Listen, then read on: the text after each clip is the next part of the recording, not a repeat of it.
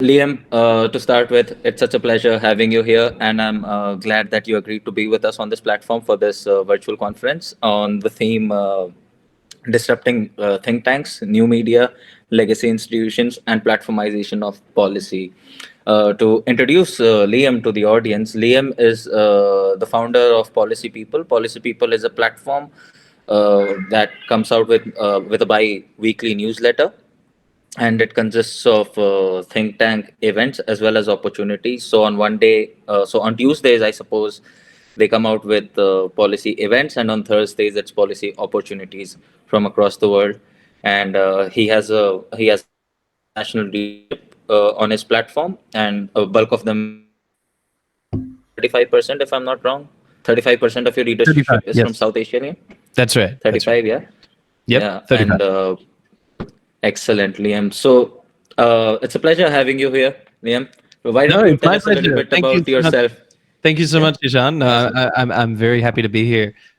This is one of the first times I've been invited to speak specifically on policy people. I've done some other events about some other policy things, but to be given a chance to talk about my platform, which is only not even 1 year old yet. It was born sort of during the midst of the COVID pandemic when everything was getting hairy, sort of in the middle of last year, and well, things have not died down fully, but it's a very new platform. So I'm so thrilled to have a chance to share my story and to meet more people. And yeah, it's a pleasure having a conversation with you. Thank you so much for giving me the chance to join. absolutely, and we're equally thrilled to have this conversation with you because honestly, I mean, I can only speak for myself, and I personally find that what the work that you're doing is really impressive. Because as a student of arts myself, and specifically in international relations, I have also, spent a lot of time contemplating upon career prospects. Because, as you know, in when it Mm. comes to policy, the vacancies, the spots that are the job openings, or any such positions that pertain to policy are so difficult to find.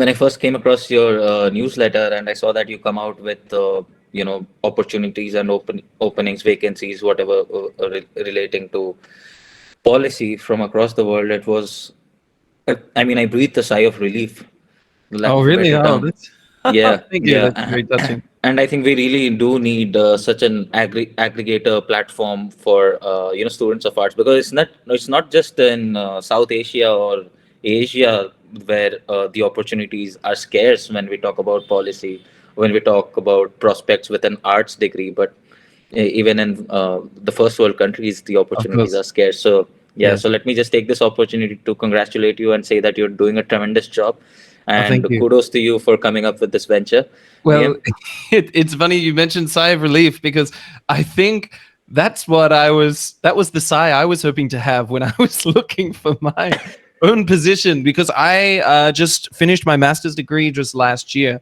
here in Taiwan. So I don't know if listeners know, but I'm based here in Taiwan. I've been here for about 6 or 7 years. So I finished my master's in national development, which is obviously quite a policy focused degree, and then looking for positions in think tanks. But I was contemplating either going perhaps to seek out work in America, maybe Europe, even Australia, and some other places outside of Taiwan. But of course, with the pandemic, everything sort of got put on hold, and then I realized I was spending so many hours looking for positions in think tanks, and I realized other job aggregating websites didn't really do think tanks too well, or they didn't really have a focus, or they didn't distinguish between, for example, government jobs and think tanks, which is quite different. So I sort of dawned on me that, hey, there is no sort of aggregation for this particular niche, right? For this particular part of the policy world. So why don't I try doing it? So that was the impetus. So glad to hear there are other people out there who are feeling my pain. So yeah, Yeah. it's come a long way. We've now got almost 5,000 readers, and we are growing all the time. I'd like to welcome. Hello there, Professor Raman. Welcome to the talk.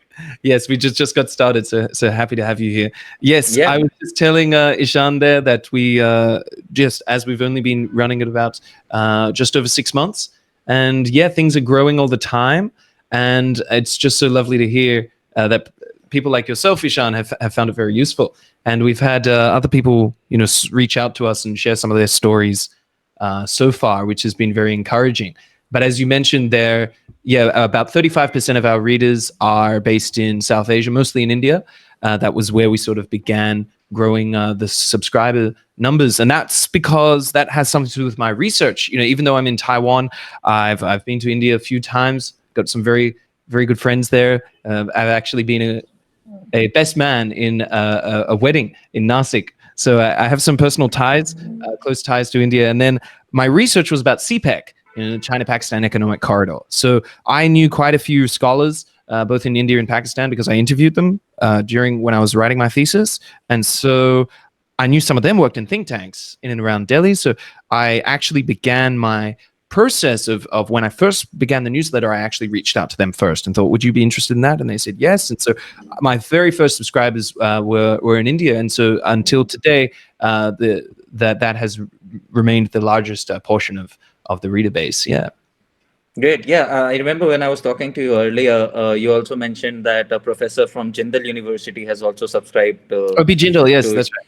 Yeah, from OP Jindal, and OP Jindal is a good university. I mean, yeah, and that Amity University and OP Jindal University, these two universities are amongst the top private universities when it comes to the study of arts and more specifically to international relations. When we talk about think tanks, as the theme suggests, we are here to talk about how new media, legacy institutions, might interfere or disrupt the working of think tanks. So, in your Mm. opinion, what do Mm. you think are the biggest challenges that think tanks face in a highly consumerized, post-truth world that we live in? That's a fantastic question. Thank you, Ishan. Yes, think tanks are facing many traditional media outlets of all sorts are facing a lot of troubles in getting their message out to mainstream audiences and dealing with fake news and all sorts of controversy, all sorts of conspiracy spreading groups and things. We've seen all sorts of horrendous sort of developments happening recently, especially in America regarding QAnon and all other manner of controversial media phenomenon. However, if we look at think tanks are an interesting kind of an institution, right? They're not 100%. They're not really a for-profit kind of a company, so we couldn't really say that they're a mainstream media outlet by any stretch of the imagination. But they're also not particularly a university. Their aims typically is to inform policy, to influence the policy process.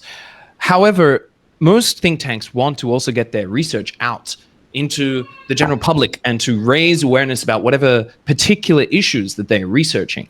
And so you have attempts by think tanks to sort of influence the conversation, especially not only in policy elite circles, but also within the mainstream media. However, they often lack the channels by which to do that, or whatever influence they do have is typically aligned with the traditional media. For example, they may have some connections with reporters in sort of large media outlets, for example, the Washington Post, etc. But those sources are not always the most effective way to get their message out there in the age of social media, where everyone has their own feed and everyone can sort of tailor pick the issues they're interested in. So it doesn't always work. So think tanks are sort of a couple of steps behind. Now, I would say, unfortunately, think tanks, the age in which they were born was, of course, mostly they began in America after World War II. They were definitely part of the post-war new order that the US built after World War II.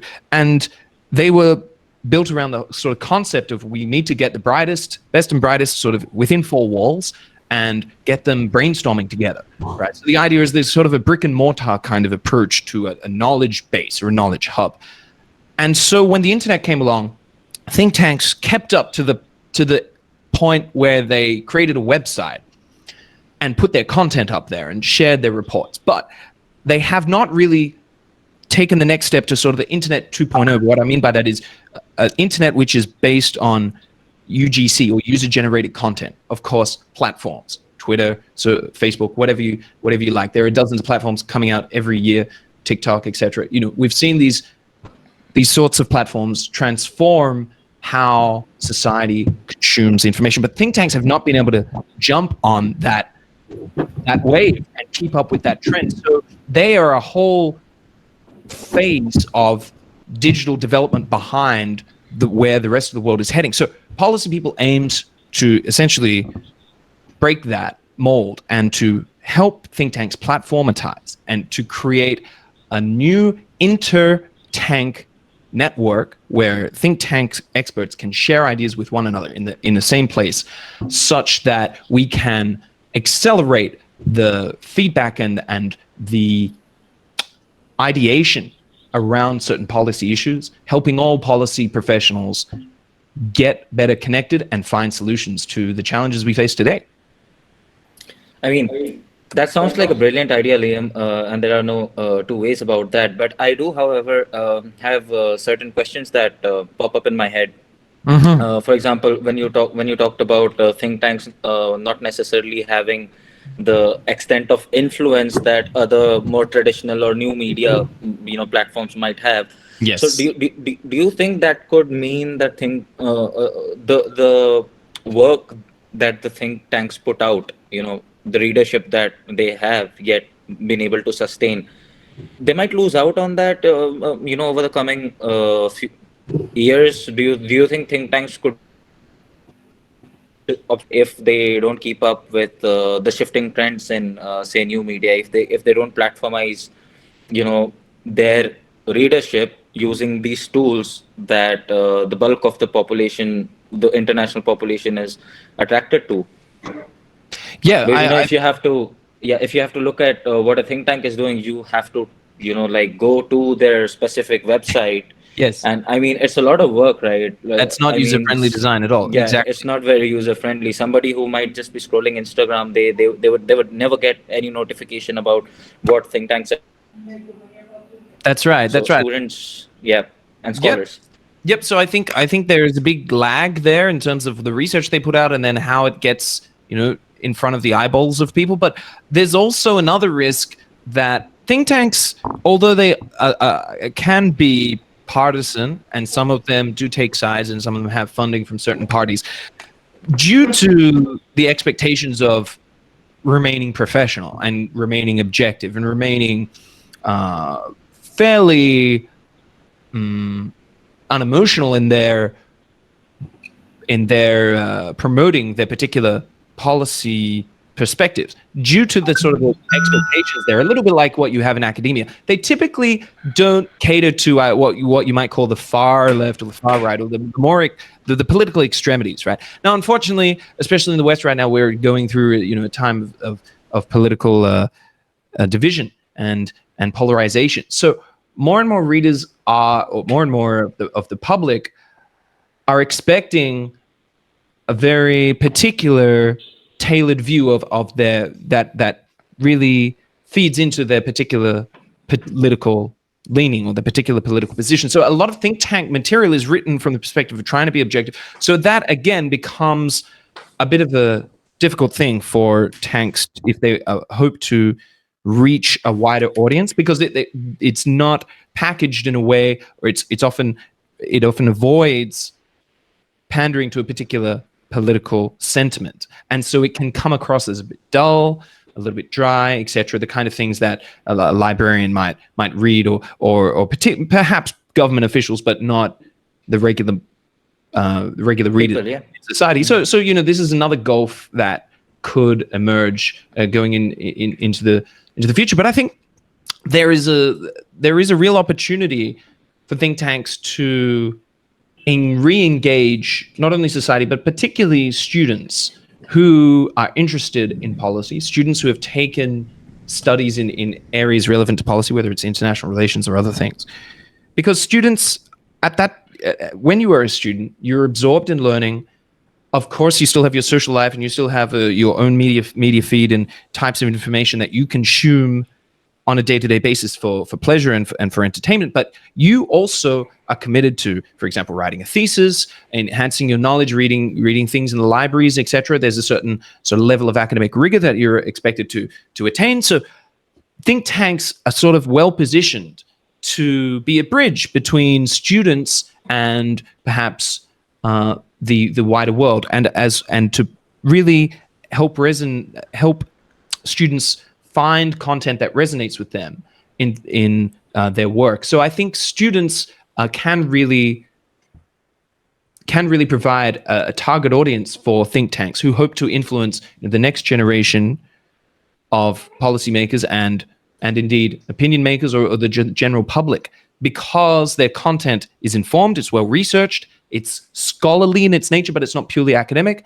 And of course, students are at that particular point in their life when they're trying to learn new things. So I think if think tanks had more connectivity to universities and to the student bodies as a whole, they would be able to get feedback from students as to how to best package, how to best brand their content such that it's more attractive to students. So I think because Absolutely. students are obviously young, and so they're obviously they're the trendsetters. They know exactly what kind of content appeals to the younger generation. So I think there is a real opportunity there to connect students with tanks, and that would be a virtuous cycle there. That would be a wonderful thing.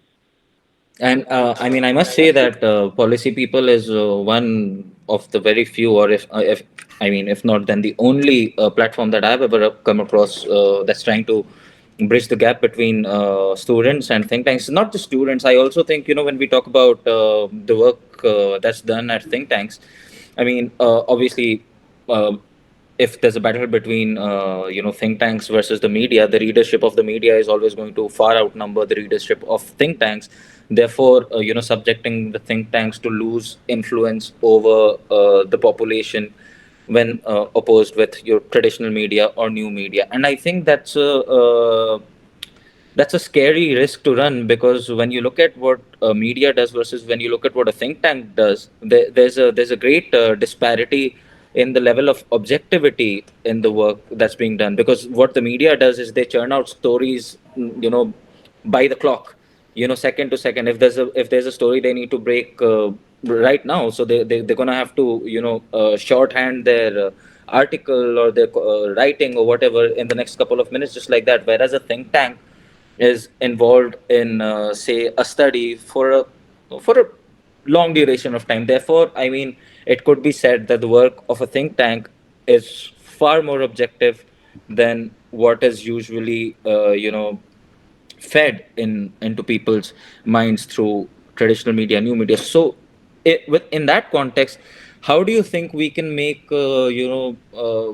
think tanks more accessible to not just students or scholars or people related to the field of policy, but also to the general public? I mean, Yeah, is there a way we can, if not neck to neck, I mean, even if we can get half the readership of, say, the traditional media, say a newspaper? So, yeah, that would be my question. yeah, sure. Have to like, yeah. So how could the tanks sort of expand their readership into the general public? It's a good question. It's, I mean, just a note on what you were saying before. Often reporters go to think tanks to get quotes from experts for the purpose of adding extra credibility to their reports, right? And as well as to get facts and statistics from reports that think tanks have done. So think tanks play a role in trying to sort of shore up the objectivity or the trustworthiness of some media reports. However, yeah, they don't typically create relationships directly with the wider public. Now, how could they do that? There's various tools. Some of us have tried to use social media tools like such as Twitter and such to get their message out there. Unfortunately, it often still comes across as in dry in tone. So I think what would be useful, and I've seen this in a couple of examples recently. There is a think tank that I had a little bit of involvement with. In fact, I recorded a couple of podcast episodes for them over the last couple of months. They are called Strategic Pan-Indo-Pacific Arena. It's a new think tank which has been stood up in Malaysia, although it has a working staff around the world.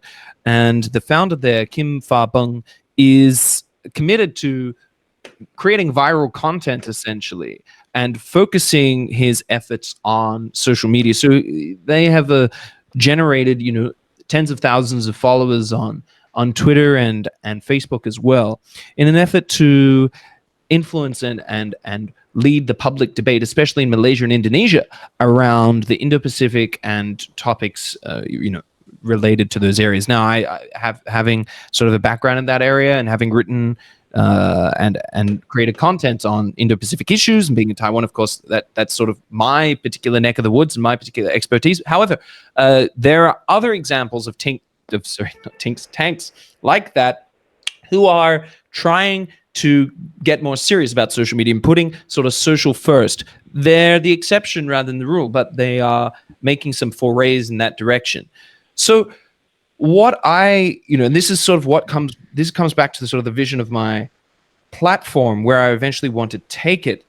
What I hope is that, because people in tanks typically often tend to consume other content from other tanks, such as to keep tabs on what other experts are doing and who's creating what kind of reports. It seems to me the most natural place to begin this kind of transformation or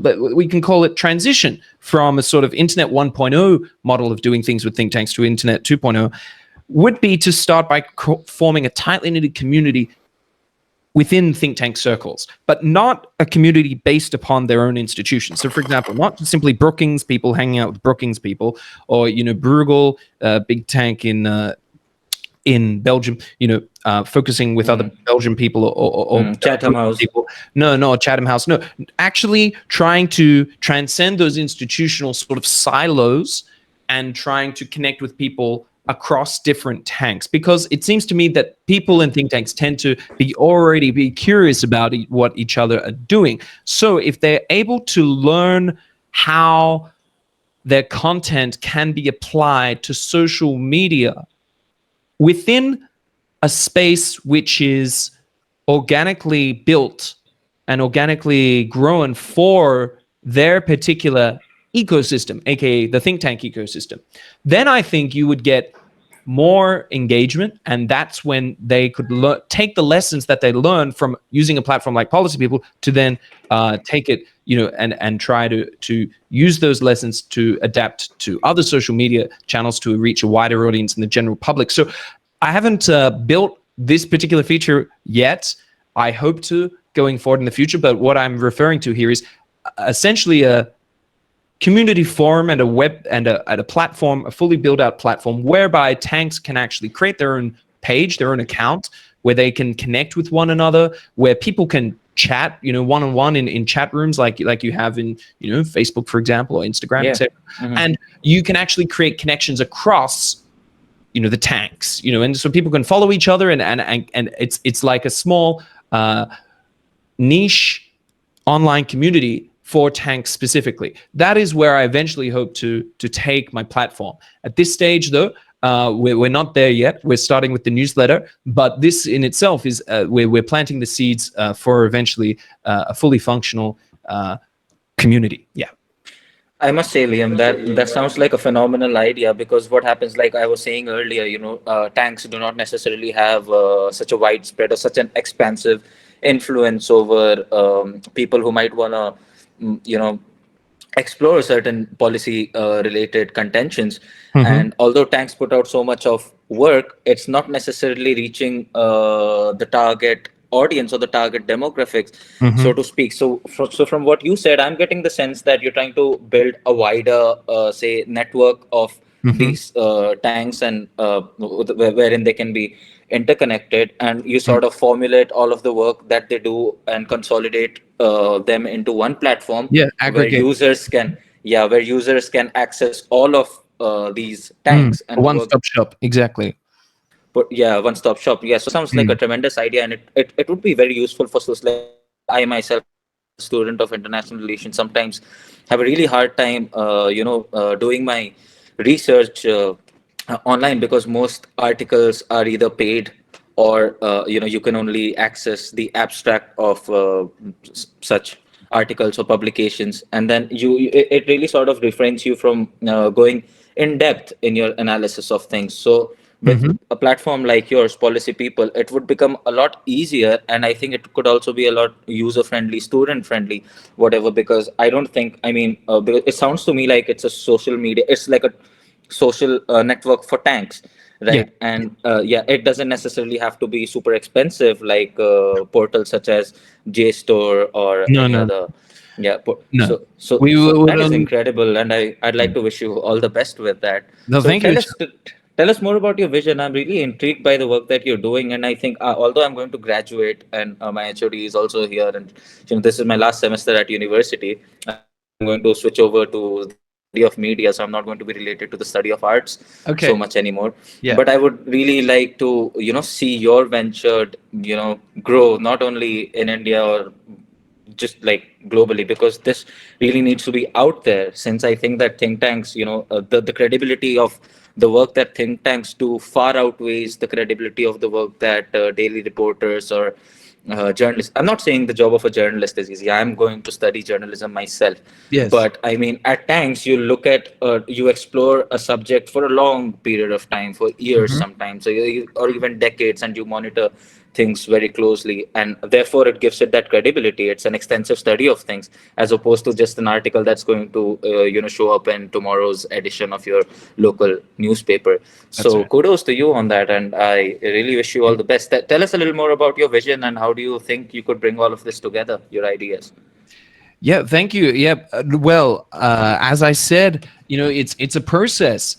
I expect it will take some time to build out the framework and to bring people into the ecosystem. But it's very encouraging to hear that students like yourself would find usefulness in that kind of a platform. And so that's sort of what I was alluding to there, is that first of all, the people inside the tanks will find it useful because they'll be able to connect with one another, follow each other. In fact, I was in a conversation with a fellow in London just a couple of days ago who works at a tank called Localis, and they focus quite exclusively on local issues like local government. They call it neo-localism. And so they have quite a specific, unique approach to their policy and advocacy work. And so he was telling me, what I'd like, Liam, is to be able to find other tanks that focus on very local issues, just like us, but in other parts of the world. And then we could connect with them and find out, well, how do they do their research about de-evolution of powers and all these kinds of other topics that often local policy has to contend with. And so to begin with, it will start as a place where people in tanks can connect and can do this kind of thing. But as you alluded to, it would be very convenient for people outside of tanks, if they're just interested in policy or they're students or what have you, and they just want to check out what tanks are up to. They can also just go there straight away and find content, find things. And of course, I think you just to clarify, you just mentioned that no, there wouldn't be any articles, such as academic articles, which are copyrighted or anything like that. It would be the same content that the tanks are already putting on their websites for PDF reports for people to download, all that kind of stuff that they already want to get out there. Podcasts, a lot of tanks do podcasts. They this is freely available content that they want to share around. It would be that kind of content that you could find and follow easily on the platform. But what's the process, or how do you get there? Well, yeah, it takes time. I'm in the midst of trying to create a prototype right now for a very basic, almost like a leaderboard where people can share and rank things.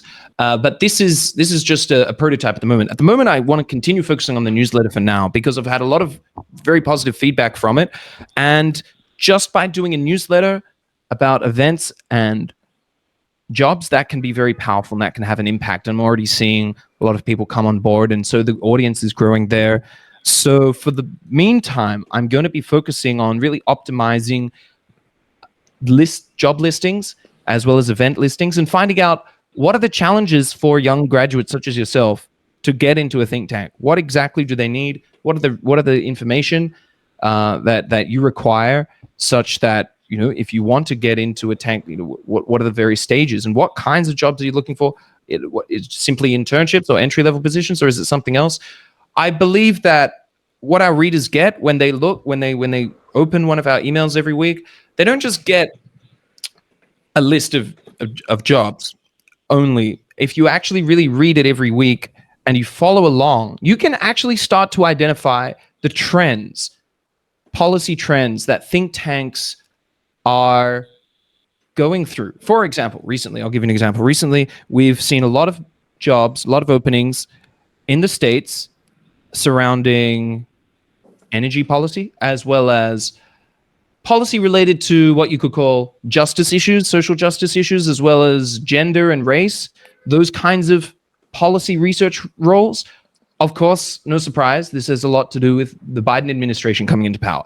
So if you really use the resource the right way, you can follow along with the trajectory tanks are taking. And by looking at who they're hiring and what positions are opening up, you can start to see where policy and where the trends are going, in the months and the years to come. So it's got a lot of valuable information there. So at the moment, the newsletter itself is attracting a lot of attention, and so I hope it to keep developing that for the short to medium term. And then, as I said, the sort of intertank platform will, I hope, eventually grow out of that, but in an organic way, so that when the time is right. So that's Absolutely. basically the Yeah. plan for now. Thank you. Yeah. Yeah, it sounds like a marvelous idea. And I must say, in addition to everything that you said, I also think that, I mean, internationally, as a civilization, we are met with a very challenging threat, and that is the threat to sustainable living, to environmental issues. Mm, And I think mm, with what you're doing at Policy People, you could, by connecting all of these tanks and by engaging them with users directly, so even if you're acting as the middleman, you're still giving them a digital platform where they can access all of these portals directly. So when these tanks do a study on, say, sustainable development or any environmental issues, those issues can be uh, can find their way onto the screens of people internationally and help raise awareness. Because, I mean, with what happened in South Africa recently, the capital, uh, Johannesburg, ran out of water. Cape Town ran out of water, and it was a really challenging time. Experts predict that even in India, in the national capital region, in New Delhi, we are met with a water crisis, and by all means, in the next 5 years, we could run out of clean drinking water. So mm, although these issues are talked about in your traditional media, in on social media, they do not necessarily uh, draw the attention that they deserve. mm, And that's simply because it's although it is an objective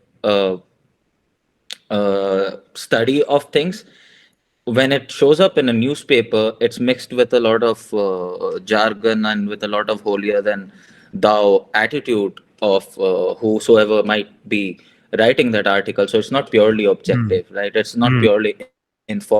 So easily I'm all politicized. papers Exactly. do, yeah, they do emphasize a lot on facts, but they opinionate around those facts, and then they put it out on the newspaper or on your TV news networks, right? But Mm, with think tanks, you simply have an objective study wherein you can access that information and make what you're going to make of it, and in your own individual capacity, distinguish between what is conducive to sustainable living and what is not. And that could, I think it could help alleviate a lot of sustainable development issues that we're facing. So mm, that's one area that I think Policy People can do a tremendous job.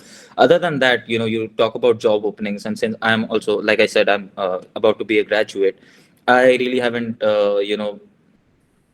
I don't think I can say that I see a great career prospect with mm-hmm, just an Given the arts times, degree.